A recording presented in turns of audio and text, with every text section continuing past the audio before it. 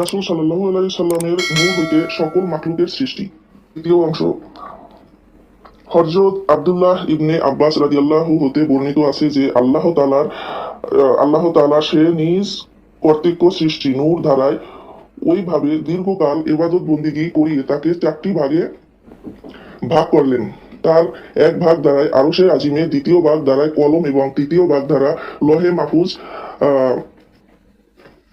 সৃষ্টি করেন।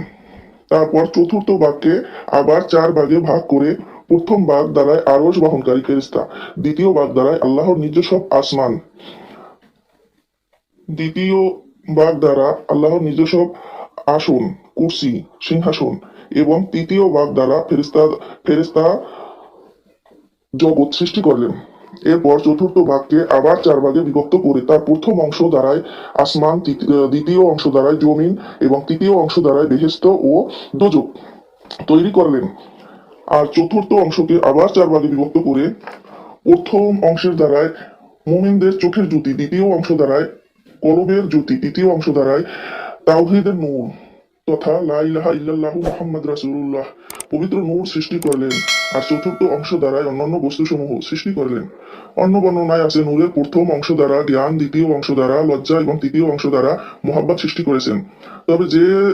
তবে সে যাই হোক হোক না কেন, সর্বপ্রথম হযরত রাসূল করিম সাল্লাল্লাহু আলাইহি সাল্লামের নূর এবং তারপর সে নূরের বিভিন্ন অংশ দিয়ে অন্যান্য মাখলুক সৃষ্টি করার পর আল্লাহ তাআলা কলমকে হুকুম করলেন, হে কলম, তুমি আরশের মোয়াল্লায় কালেমা তাইয়্যিবা লা ইলাহা ইল্লাল্লাহু মুহাম্মাদুর রাসূলুল্লাহ লিখো। কলম আল্লাহ পাকের আদেশ পেয়ে একাধারে 400 বছর পর্যন্ত লিখতে রইল লা ইলাহা ইল্লাল্লাহ। কিন্তু কিন্তু কালেমার শেষ অংশ মুহাম্মদ রাসূলুল্লাহ সাল্লাল্লাহু আলাইহি ওয়াসাল্লাম সে লিখলো না।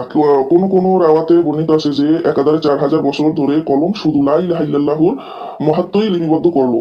তারপর আল্লাহ পাক রাব্বুল আলামিন কলমকে জিজ্ঞাসা করলেন, কলম তুমি কি লিখেছো? কলম যা লিখেছে তা প্রকাশ করলো। তখন আল্লাহ তাআলা কলমকে জিজ্ঞাসা করলেন, তুমি কালিমার শেষ অংশ লিখলা না কেন? কলম ভয়ে ভয়ে জবাব দিল, হে প্রভু, আমি জানি আপনার নাম, আপনার পাক নাম একক ও দ্বিতীয়, এছাড়া অন্য কিছুই তো আমার জানা নেই। সুতরাং আপনার মহান নামের সাথে অন্য কারো নাম আমার দ্বারাই লেখা সম্ভব হয়নি। আপনি বলুন, আপনার মহান নামের সঙ্গে অন্য যে নামটি লিখতে আদেশ করেছেন ওই নামটি কার? কলমের কথায় আল্লাহ তাআলা অসন্তুষ্ট হয়ে বললেন, কলম, তুমি আমার নামের সঙ্গে ওই নাম না লিখে অনেক বড় ভুল করেছো।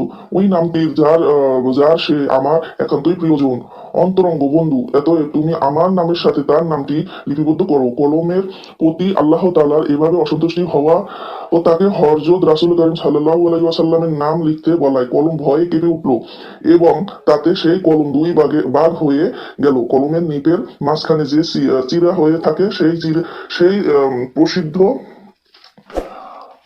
ঘটনাটির নির্দেশনায় ছাড়া আর কিছু নয়। সে যাই হোক, আল্লাহ তাআলার আদেশ অনুসারে কলম এরপর আল্লাহর রাসূল হযরত মুহাম্মদ সাল্লাল্লাহু আলাইহি সাল্লামের নামের গোপন রহস্যাবলী ও 4000 বছর ধরে লিপিবদ্ধ করলো। বাকি অংশটুকু পরবর্তী ভিডিও